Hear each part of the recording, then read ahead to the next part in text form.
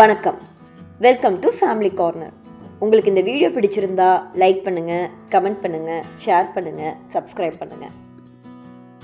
இன்னைக்கு ரவா லட்டு எப்படி பண்ணுறது நம்ம பார்க்க போகிறோம். ஒரு பேனில் 1.5 டேபிள் ஸ்பூன் நெய் சேர்த்துக்கிறோம். நெய் உருகியதும் ஒரு கை அளவு முந்திரி பருப்பை அதில் நம்ம வறுத்து எடுத்துக்கிறோம். முந்திரி பருப்பு லேசாக வறுபட ஆரம்பிக்கும் போது பொடிதாக நறுக்கிய பாதாம் பருப்பையும் அதில் சேர்த்து வறுத்துக்கிறோம்.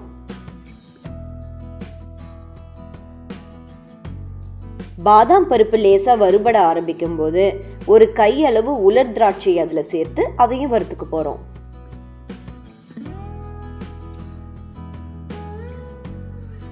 திராட்சை உப்பி வந்ததும் 1 கப் ரவை அதோட சேர்த்து நம்ம வறுத்துக்க போகிறோம். தொடர்ந்து விடாமல் கலந்துக்கிட்டே இருங்க, இல்லாட்டி ரவை கருகிடும். ரவையோட வாசம் வர வரைக்கும் நம்ம லேசாக வறுத்தா போதும். ரவை வறுபட்டதும் அதில் 1/2 கப் துருவின தேங்காயை சேர்த்து அதையும் வறுத்துக்க போகிறோம். தேங்காயில் இருக்கிற ஈரப்பதம் போகிற வரைக்கும் நம்ம வறுக்கணும். தேங்காய் ஆப்ஷனல் தான், உங்களுக்கு அது பிடிக்காட்டி நீங்கள் சேர்த்துக்க தேவையில்லை. தேங்காயில் இருக்க ஈரத்தன்மை போனதும் 3/4 கப் பொடித்த சர்க்கரை அதோடு சேர்த்து கலந்துக்க போகிறோம். சர்க்கரையை கலக்கும் போது அடுப்பு சிம்லேயே இருக்கட்டும். சர்க்கரை ரவையோட நல்லா கலந்ததும் 1/2 டீஸ்பூன் ஏலக்காய் தூள், 1 சிட்டிகை உப்பு இதையும் சேர்த்து நல்லா கலந்துக்க போகிறோம்.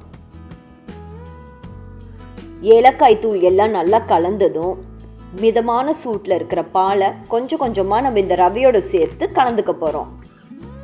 பால் கலக்கும் போது அடுப்பு ஆஃப் பண்ணிடுங்க. அதுக்கப்புறமா கொஞ்சம் கொஞ்சமாக ஊற்றி நம்ம கலந்துக்க போகிறோம்.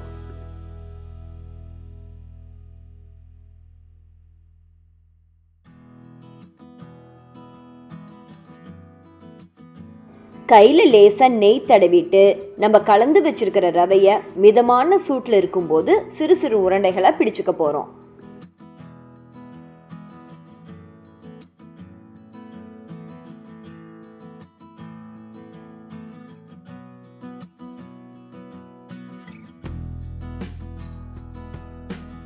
மிக சுவையான சத்தான ரவா லட்டு தயார்.